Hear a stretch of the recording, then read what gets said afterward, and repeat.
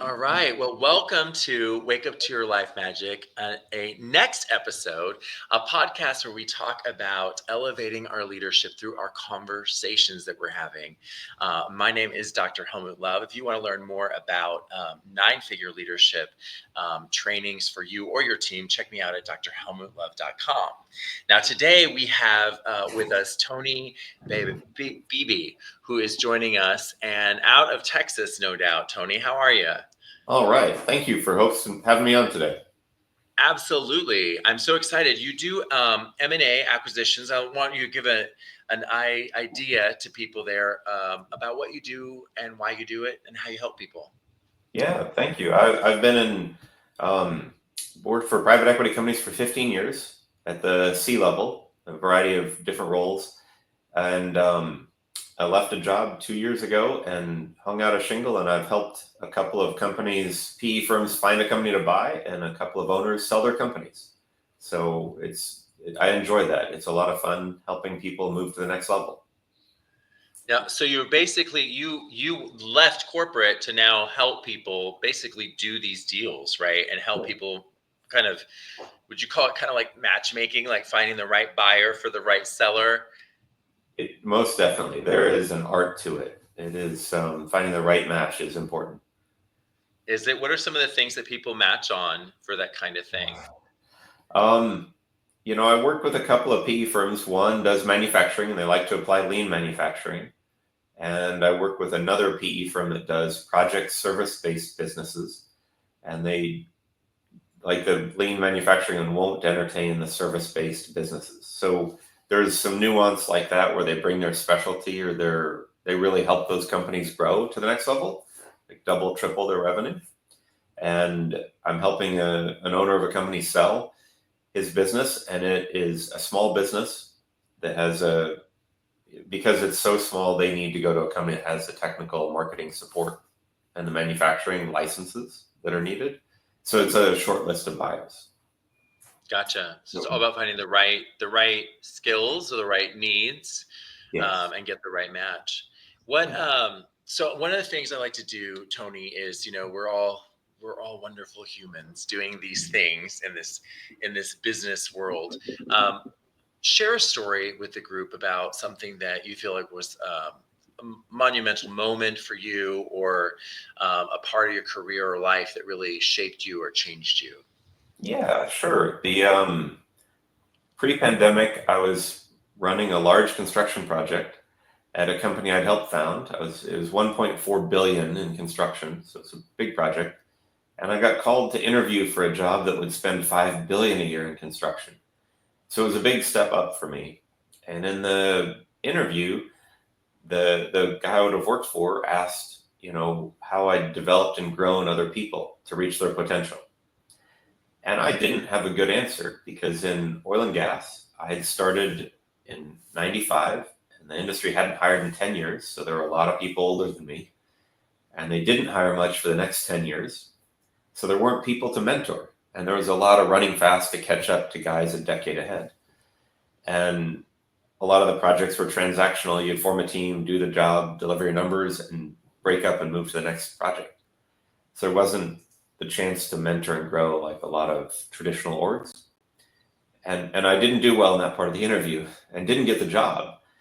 And on reflection, I realized that they called it the big crew change in oil and gas. The baby boomers retire, another generation comes in, and I needed to level up. And I'd been at the COO, CFO level. And to be a CEO, I thought I need to learn how to mentor and grow people, not just deliver projects and meet numbers.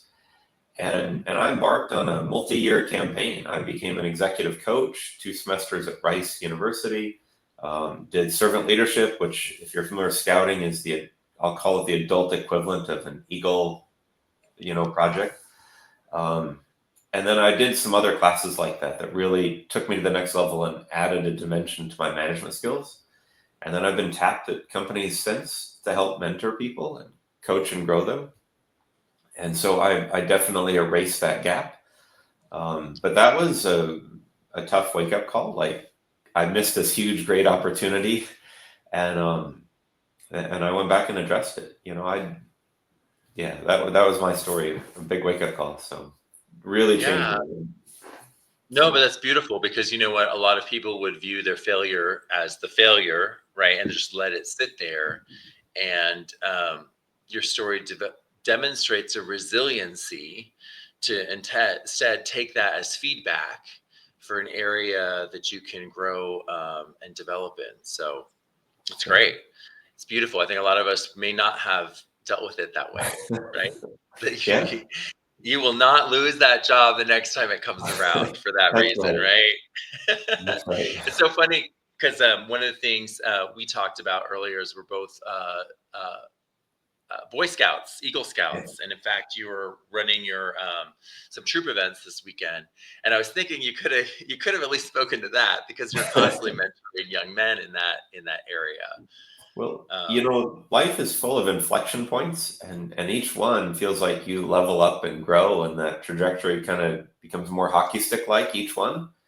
And becoming an eagle is definitely one. And so there's been a lot of those through my life. So whether it's good or bad, I have a lot of those major events that help me push to grow. So Yeah, I am so tempted to do this. I'm going to ask it anyway. It's not my normal repertoire of questions, but I will ask you if you look back on scouting, how did that shape you for the leadership of your life? it made a huge difference. So scouting is one of the only places I've seen, both as a youth and as an adult, that teaches true leadership. I was in ROTC in high school, and they teach it as well. But outside of that, really, there isn't anything that teaches, whether you're the authoritarian leader like a drill sergeant, which you use fighting a fire in a building or that sort of situation, but it doesn't work day to day. Um, and then there's the democratic where a group decides, and business doesn't always work well that way.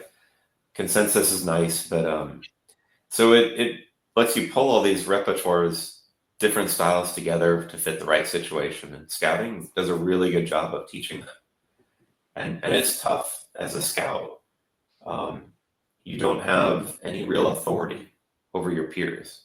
And high school, middle school is a tough age to try and get them to do something with no authority. It's probably worse today with devices, but it wasn't easy back then either. So Yeah, it's not easy. I think my greatest leadership challenge was when I put together a group of all gay male podcasters for a show. That was really challenging. But you're right. It lets you practice things that you're going to need so much in life. And I am really thankful for people like you who continue to invest back into our youth. Let me ask you about the Tony, as you think about the dream that you're pursuing with your work in your personal life, the next 5 years, like what is it you want to create in the world or give into community? So that's a great question, and I appreciate you asking me. I kind of think of my life in a couple of like a three-legged stool, if you will. So I'm a father and a husband, and I think that's a big part of it. And I keep growing each time they get a little bit older. I learn a little more and have to do more as a dad and figure it out. So I've got a teenager now, and soon he's going to be driving, and that's all new challenges to come across. So I'll keep growing that way. Um, Hopefully, they get off to college and career just fine, which is more than 5 years away, but coming. And then I've started a company, this M&A brokering, and I want to see it succeed and make it over the next 5 years. Hopefully, if we talk again in 5 years, I've got people working for me and it's thriving and doing better. So that's a big part of it. And then I'm on a personal growth path where I haven't stopped after I took all my classes about mentoring, coaching, leading. And I just keep reading and trying to get better at everything I do. I have more books than I can read right now to try and keep going. I believe that's true. First of all, I really love how you describe that as the three pillars, right? So you really came to self, family, and work, right? Yeah. And so many of us, it's important. Like we don't realize, like basically, we're always balancing these different energies, but you need to move each one of them forward. And I think there's some real wisdom in what you're sharing. Um, Now, Tony, we talked a little bit about this in passing in our conversation previously. You know, a big part of Wake Up to Your Life Magic is about talking about the need to lead self and lead from self and lead from a very clear sense of being. And part of our being as humans is an aspect of the reasons what we're here, right? Everyone has these various different spiritual answers or scientific answers, right, as to why they're here, what they believe they're doing in this realm that we're in, and that obviously plays a role in our leadership at work. I would love for you to share a little bit as to how maybe your own spiritual path, your own faith basis has played into how you're able to translate that into leadership and service in the workplace. Yeah, sure. And I'll probably go a little different direction here, but I have lived in 12 countries, worked in 21, been to 55, and I learned a lot through that. I'm going to pull from that international experience to kind of tell this. So I'm a Christian, and I grew up in the faith, and I've practiced it as an adult. My kids go to a Catholic school, so that's kind of been there my whole life, and I've waxed and waned how much I attend church, but I do go regularly.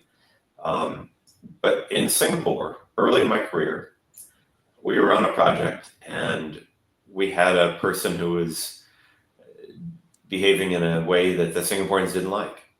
And they would host a team dinner periodically. And so I got an invite to come to the dinner like everyone else, except mine was an hour earlier. And I showed up, and the head guy from the shipyard was there. And he and I sat down and had a drink. And he said, we have a problem. And there's one person who's behaving in a way that doesn't line up with our values. And he explained, he took a lot of time, it took an hour, and he said that they're Buddhists and that they have a temple in their home, and their belief is they don't do anything that would not honor their family, and like going back generations, all their ancestors, and that's very important to them. And he said, you have one individual on your team that doesn't do that. He would, if they did that behavior, they would feel they're dishonoring their ancestors. And he said, it really bothers us. He needs to change and stop doing one thing. And he said, if he doesn't, I'm going to ask for him to be removed. And he said, that's going to disrupt the team and your client, but I don't want that to happen. And, we fixed the problem, and the guy stopped. But what I took away was you really have to honor, respect. If you're living in another country, you respect their values. You don't behave in a way that's insulting or offensive to them. And then that gave me a different perspective on values, on living life, on perspective, that sort of a thing as well. And I've tried to incorporate some of that as I grow and learn, I'll say spiritually, that I wasn't closed-minded of there's one answer and it's here in this Bible. And so I've taken a lot of effort to learn the cultures. And that's part of the journey, is learning how other people think, behave, what they believe. And sometimes you're like, that makes a lot of sense, and that's a good thought process. Would this behavior embarrass me in front of my parents, grandparents, great-great-grandparents, and so that's one way I've brought it into my life and kind of kept that. And I keep working around people of different cultures, backgrounds, as I go abroad. And so I keep that perspective of where are they coming from, what are they thinking, and try and be mindful of that. Does that give you what you were looking for? Yeah, that is beautiful. So I relate to when I was a young man. I was 23 to 26, and I worked abroad with GE, and I got assigned to all the international work and got to meet. Basically, the goal was to really understand cardiology in China and Indonesia and all the places. But I think what you're hitting on is really the next level of leadership, right? Being able to hold your own faith and then make space for each of the others, right, within your people, within the teams, um, for you to respect, honor, right, and still lead people Yeah. who have other perspectives, but they're also free to express their perspectives, right, in the environment. Um, it's so crucial, and it's really, I think, what you're hitting is that global leadership requires global spiritual thinking.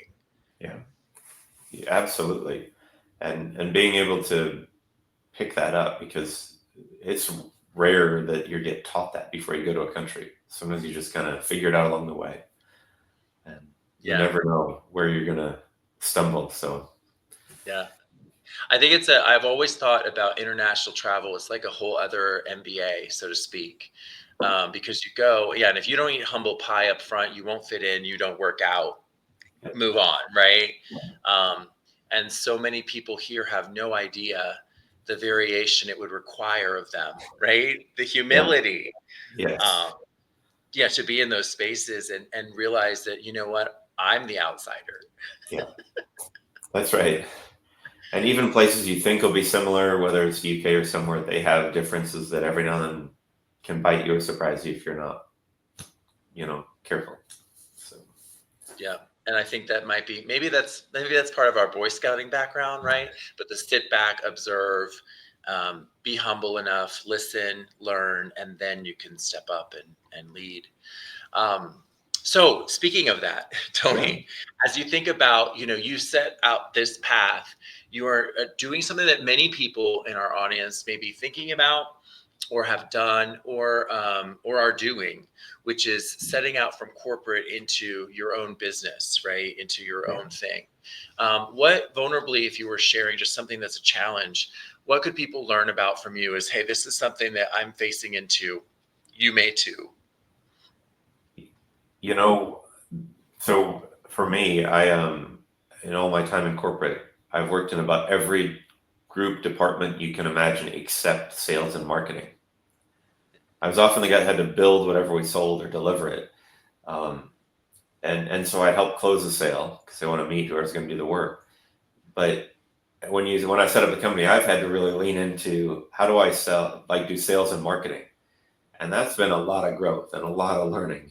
And don't be afraid to ask for help, and don't be afraid to ask for the sale or the business. But that for me, that was just something that I had never done in my apprenticeship along the way. So you need to have those people you can go to and say, I don't know what I don't know. How do I get started, or how do I do this better?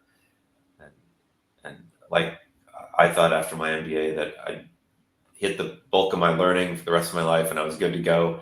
And it definitely did not stop. Like it just keeps coming if you want to keep growing. So be prepared to push yourself and do things you never expected. Yeah, it's true. It's totally true. I know if any of our audience is familiar with the DISC assessment, are you familiar with that, Tony, at Yeah, all? Yeah. I am. Yeah.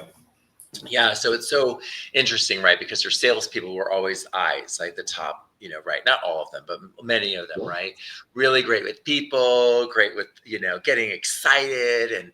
And, when you're on the other side of the chart, when you're a C or a D, you tend to look at those people and go like, well, they're kind of, in the moment, and they're not in the details that you need to get it done. And you realize you step across, and all of a sudden you're like, wait, I need that skill. Yeah. All right. And yeah. Right.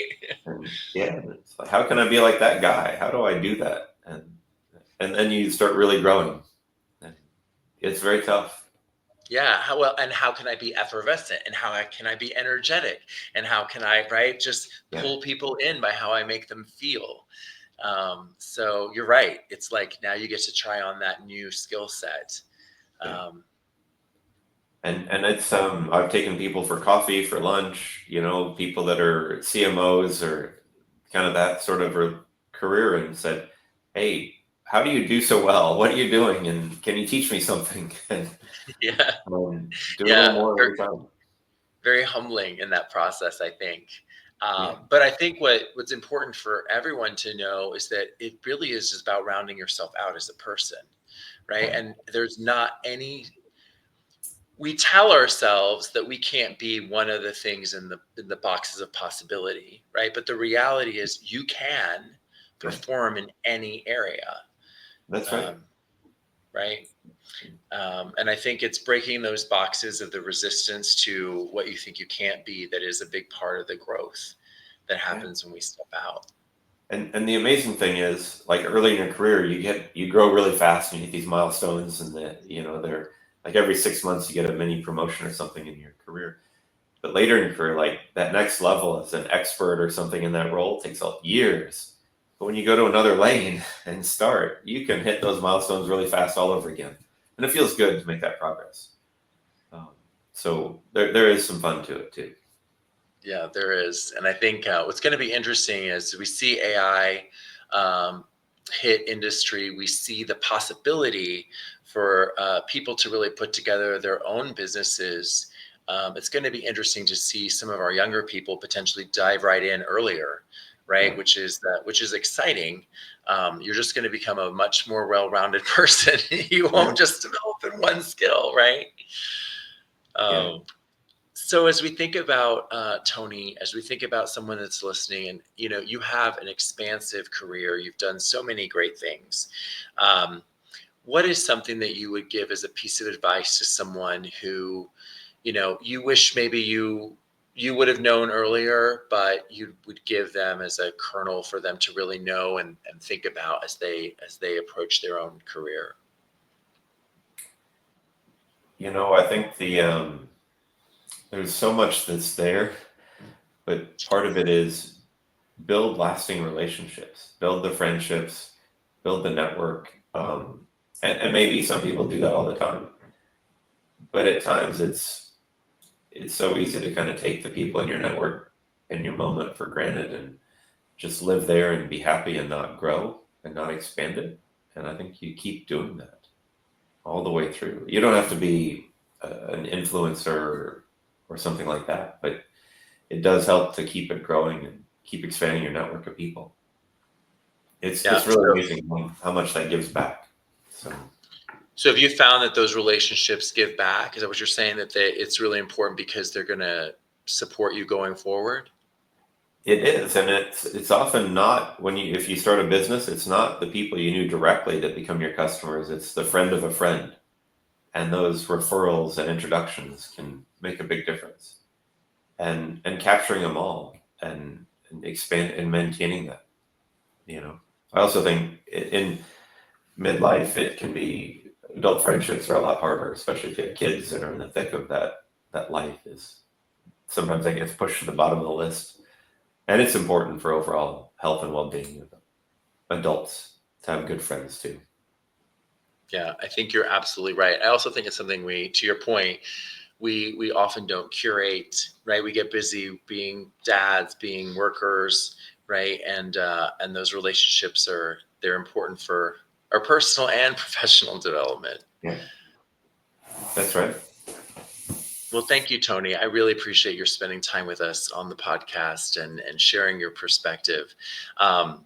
I would remind anyone again, if you're interested in learning more about nine-figure leadership, check me out at drhelmutlove.com. Tony, where can people connect with you if they're curious about either running a deal or have a friend that has someone that might be looking to sell or buy a business, or for anyone who wants to learn more about the area at large?